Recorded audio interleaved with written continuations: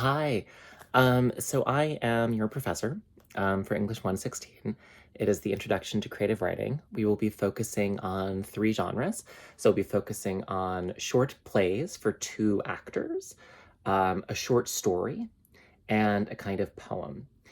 And I hadn't intended to make a lecture until I'd met you, but then I was required to open the Blackboard course. So then I thought, oh, well, I should say something since I'm now giving you an assignment before you meet me. So what I wanted to do is tell you my basic philosophy of teaching creative writing, because a lot of people really think that writers are sort of born rather than made. And I've even been at academic conferences talking to other academics, historians, philosophers who have looked at me with a totally straight face and said, well, can you teach creative writing? And the answer is yes. So there are two ways that I think people learn. The first is through instructions, right? If you want to make a cake, you open a cookbook or you open YouTube and you follow instructions, right? They say to you, do this step, then this step, then this step, and you get to a cake. As you know, sometimes when you follow steps, there are some problems. It's very helpful to have someone around who kind of knows what they're doing so they can kind of help you through those steps. In college, that's tutoring, right? When you get stuck in the steps, we encourage you to go to tutoring because that is an expert who can help you through the steps. And the second way is really through immersion. And that just means being exposed to it, spending a lot of time with something. But if you spend a lot of time with poems, with stories, with plays, you will learn about them. You will begin to understand how they work. So we're going to be doing a combination of those two things, right? So one, I will be giving you some step-by-step instruction. And two, I will be giving you some immersion.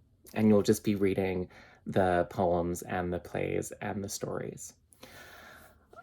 What I can't do is give you a vision. I really believe that creative writing, that when you go to the theater to watch a short play, when you read a story from start to finish, when you read a poem, that what the writer is doing is structuring an emotional experience for the reader or the viewer. And I can't tell you what emotional experience you will want to create for your audience. That is very specific to you. However, as you are exposed to more and more of these, or if you have been exposed, you will develop a vision for your work. And usually this happens in one of two ways. One, you read a piece that you really like and you say, I want to do that for someone else, right? I want to write a poem that makes someone else feel the way this poem made me feel.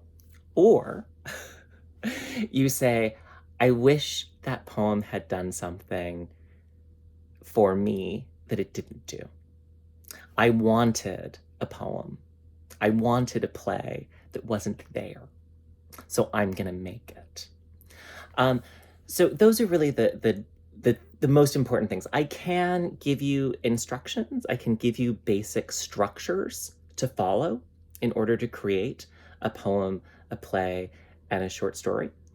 But I cannot tell you what emotional experience you want to create for your reader.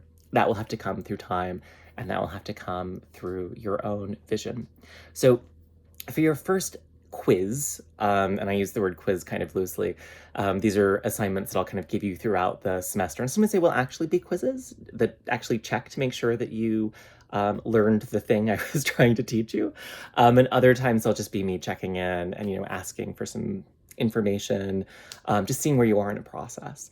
And so for the first quiz, what I've asked you to do is tell me, what is your experience of live theater? Because plays are quite different than television and film.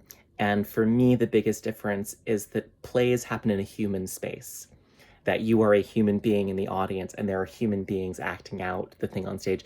And when you're watching film or television, they're edited and you're seeing from the perspective of a camera.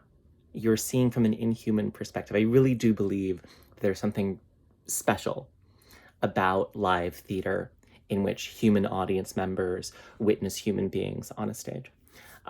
What your experience of short stories are. A lot of us don't read short stories unless they're assigned to us, that they seem like a kind of school genre, that you might have read Sonny's Blues, or you might have read Two Kinds, or you might have read, these various kind of well-known short stories, and these change generationally. But short stories are still a very popular genre. They're published in the New Yorker, they're published in the Atlantic, they are published in popular magazines. And then poems have become quite popular in the last 10 years. I remember when poetry was something, it was almost embarrassing to have to admit that you were a poet. It was sort of like, you might as well have just said, like, walked into a room and been like, I'm emo and goth. I have deep feelings. But now poetry is really quite popular. And, Amanda Gorman at the inaugural, I thought was wonderful. So anyway, so for the first quiz, I want you to tell me your experience with poetry, with fiction, and with plays.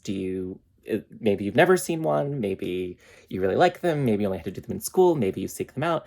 But just let me know kind of where you are in your experience with short plays, short stories, and poetry. Okay, and I'll see you in class on Tuesday.